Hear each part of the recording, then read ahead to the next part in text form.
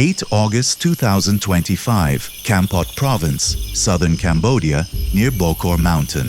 The body found inside an abandoned white pickup truck would ignite an international scandal that shook not only South Korea, but all of Southeast Asia. The victim, Park Min-ho, a 22-year-old South Korean university student. He had told his family he was leaving Korea to attend a summer fair. What remained was the brutal story of a high-paying job opportunity that turned out to be a deadly trap.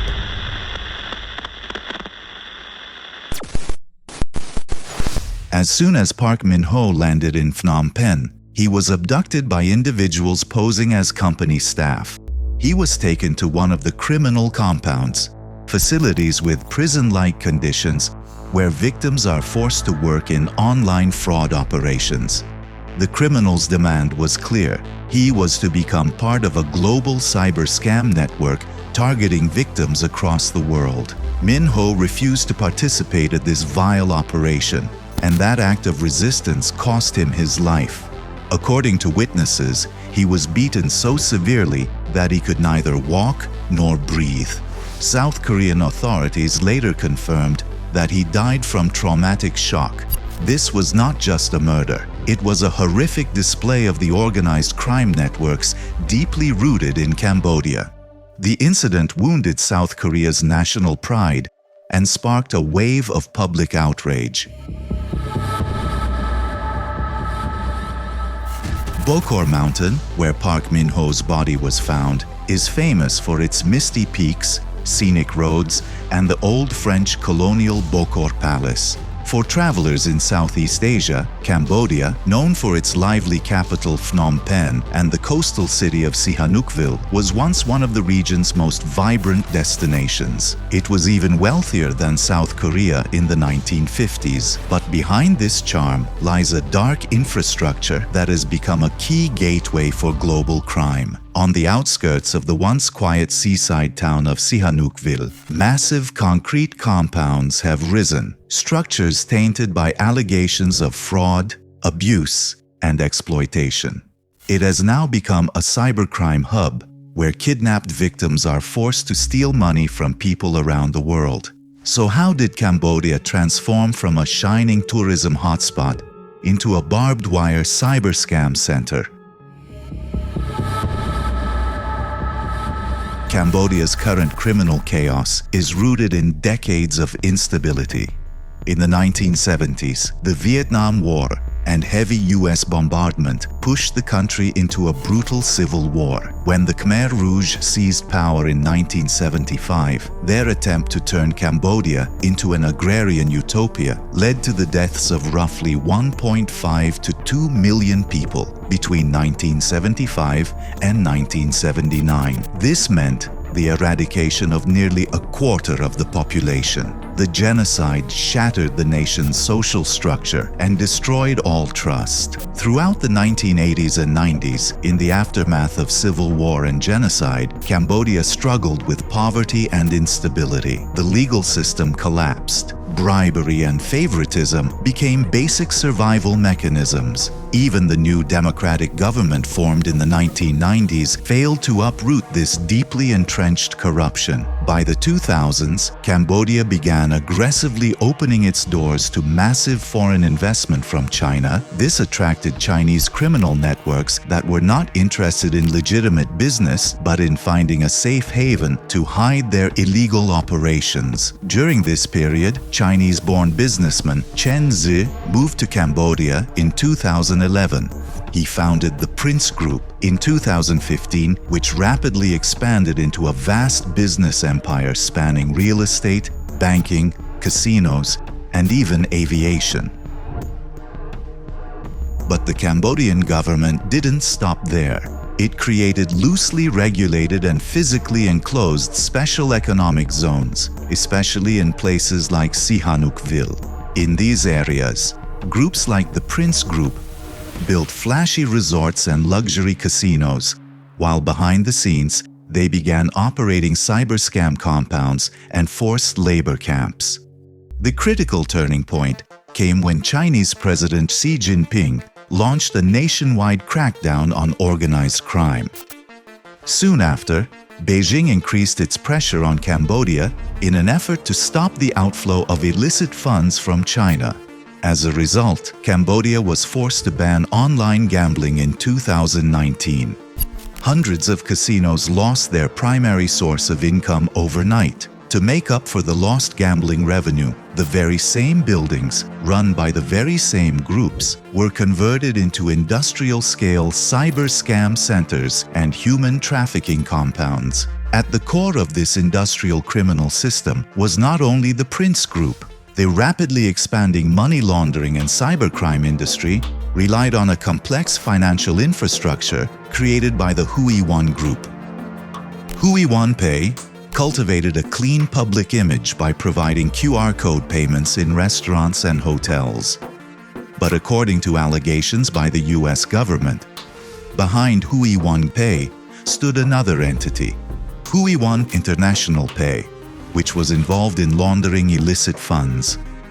Another branch of the group, Huione Guarantee, operated as an online marketplace on Telegram. It sold everything from stolen personal data to electric batons used to punish victims attempting to escape.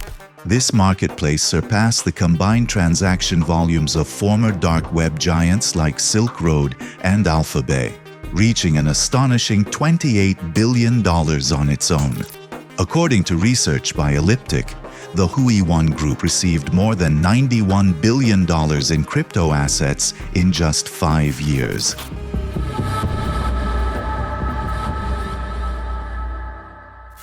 Cambodia's industrial-scale scamming machine has trapped hundreds of thousands of people around the world. UN reports estimate that 100,000 people are being forced to work in online fraud operations in Cambodia and over 200,000 across Southeast Asia. The victims include Chinese, Vietnamese, Filipinos, Koreans, and even people from Africa and Latin America. Park Min-ho's tragedy was only the tip of the iceberg. South Korea estimates that around 1,000 of its citizens have been forcibly held in these compounds. The numbers have risen sharply year after year. Victims are held captive through brutal methods, including torture, sexual assault, and forced drug use. The situation is even worse for Taiwan. It is estimated that around 5,000 Taiwanese citizens traveled to Cambodia and never returned.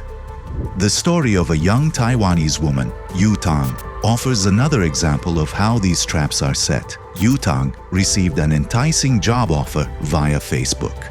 Upon arriving at Phnom Penh Airport, she was met by people who looked like gangsters, and her passport was taken under the pretext of obtaining a phone line in her name. When she was taken to Sihanoukville, she was told that in order to be released, she either had to pay a $17,000 ransom or recruit others to come to Cambodia like herself. During this time, she witnessed another man being tortured in front of her. Yu Tang eventually managed to contact a local politician and was rescued. Kidnapped victims are forced into all kinds of crimes, from romance scams to hacking corporate emails or fake investment schemes. Those who refuse face the merciless brutality of these criminal organizations. The death of Park Min-ho and the resulting international outrage triggered a global response. South Korea immediately dispatched high-level delegations to secure the return of its citizens and impose travel bans to criminal hubs such as Bokor Mountain, Bavet, and Poipet. However, the heaviest blow came from the West. The US and the UK imposed sanctions targeting the Prince Group and its founder, Chen Ji. Chen Ji is wanted for numerous crimes, including phone scams, money laundering, and forced labor. Additionally, the US seized 130,000 Bitcoin worth $15 billion linked to the Prince Group. The UK also confiscated 19 properties owned by Chen Ji, including the most expensive valued at $133 million. Increasing international pressure forced the Cambodian government to take action. Large-scale operations were carried out across Cambodia, particularly in Ba Ve, near the Vietnam border.